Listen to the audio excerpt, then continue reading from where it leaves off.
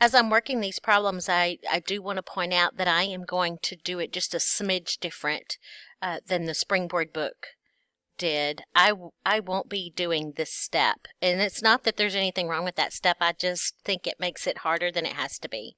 So when you have only one log, when you have a log only on one side of the equation, step number one, in my opinion, should be to isolate. Isolate the log. In other words, like this problem right here, that log is not isolated because it's being multiplied by 4. As long as you have a log and a base, and then you have, doesn't matter what else inside the parentheses, as long as there's nothing else besides the log, the base, and whatever's inside the parentheses, that's considered isolated. If you have that, then you're ready to go, and you're going to be step number 2, and that's going to be convert to an exponential. Okay, so we're going to rewrite this as an exponential. So the base stays the base, the answer becomes the exponent, and the problem becomes the answer. And the parentheses are not necessary because there's nothing else on that side of the equal sign other than the x minus 1. Okay, and now it's just solve for x. Sometimes x might be by itself, and sometimes you might have to do some math. Sometimes it's going to be maybe complicated, and you may even have to do a quadratic. But in this case, it's just a matter of raising 3 to the 5th power. Goodness, I don't know what that is. 3 raised to the 5th power. That's 243. 243, and that's equal to x minus 1, and we know to get the x by itself we add 1 to both sides, and the answer is 244 is equal to x. So that was problem A. Problem B is going to be isolated. It's already isolated, so step number 1. Step number 2, convert it to an exponent. So 2 raised to the 3rd power is equal to 2x minus 3. So that's 8 equals 2x minus 3. Add 3 to both sides, and 3 plus 8 is 11.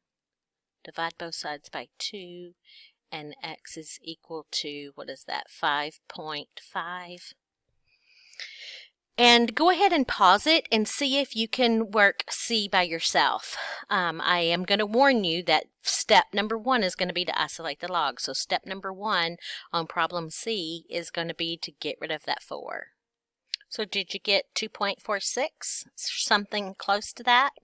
So here's the process that I went through. I started off by isolating my log, so I divided both sides by 4.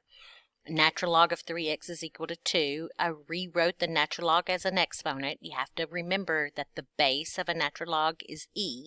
So this became e squared is equal to 3x. Then my next step was to divide both sides by 3, and I literally typed that in the calculator. E squared. E, remember, is a number that's a little bit less than 3. And so I squared it. I'm going to get a number a little bit less than 9, and when I divide a number a little bit less than 9 by 3, the answer that I got was about 2.46.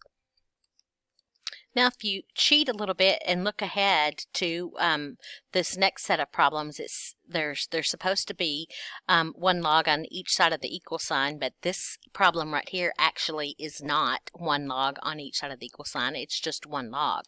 So that problem right there is going to work the exact same way that the problems that we just worked. So pause the video and see if you can work that problem, and we'll share answers in just a second. I got the answer to be x is equal to 2/3. The process that I used, I said log base 6 of 3x plus 4 is equal to 1. My log is isolated, so rewrite the base. The base of the log is 6, so the base of the exponent. The answer becomes the exponent, and the problem becomes the answer.